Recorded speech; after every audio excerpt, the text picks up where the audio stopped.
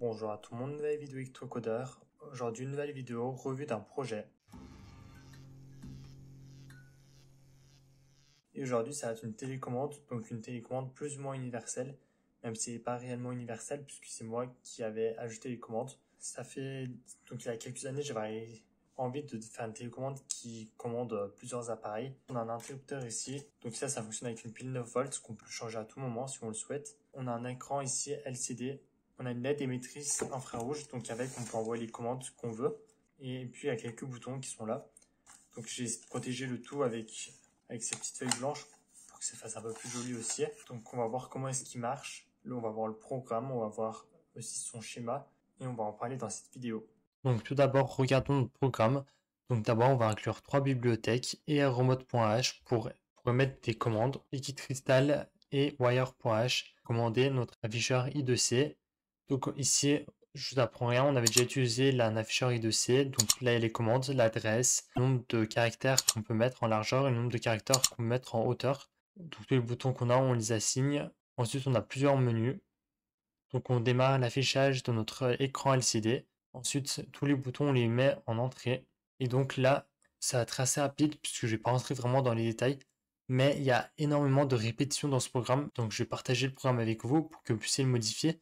Et vous allez voir que le programme, il est rempli que de répétitions. On répète. Donc il faut savoir, la première chose qu'on voit lorsqu'on allume, c'est choix de l'objet. Donc ensuite, si on est dans le menu objet 1, c'est télé Samsung. On peut y rentrer ensuite. Donc là, on voit qu'on a plusieurs possibilités. Si on appuie par exemple sur le bouton on, ça va allumer ou éteindre. Donc ce sera le bouton on-off de votre télécommande. On enverra la commande qui a ici 0, 0. Bien sûr, ça a modifié selon votre télé. Le bouton chaîne plus, chaîne moins, volume plus, volume moins, etc.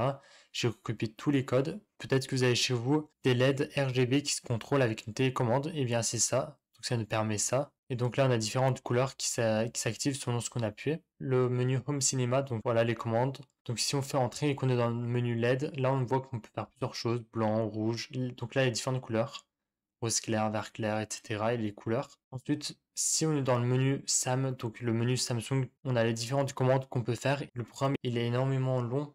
Donc il y a énormément de répétitions, mais on peut voir les différentes commandes d'une télécommande, une seule. Là, on va regarder que la partie câblage commençait. Donc vous vous en souvenez peut-être dans ma dernière vidéo, le format dans lequel je vous avais donné mon fichier, c'était en PDF, donc on ne pouvait plus modifier réellement ce qu'on avait. Et donc pour la télécommande, j'ai pu retrouver le fichier FZZ. Donc ici, en vous le donnant, vous allez pouvoir le modifier. Donc on voit qu'on a plusieurs boutons. Donc le bouton droite, gauche, haut, bas. Ici, on a un qui doit faire les chaînes. Ici, le volume, plus, moins, plus, moins. On a le bouton OK.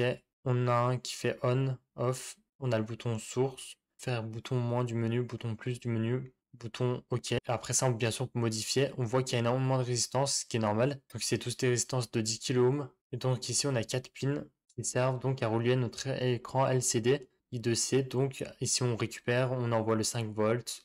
On envoie le ground, on envoie le SDACL. Donc la pin V1, j'ai relié ma pin de 9 volts. Mais d'abord, je suis passé par un interrupteur pour l'éteindre ou l'allumer en fonction de lorsque j'utilise. Et j'ai aussi connecté le ground. Donc là, je vais vous faire un petit test pour que vous puissiez voir à quoi est-ce que ça ressemble. Donc là, on va faire un petit test. On va allumer nos LED, flash LED.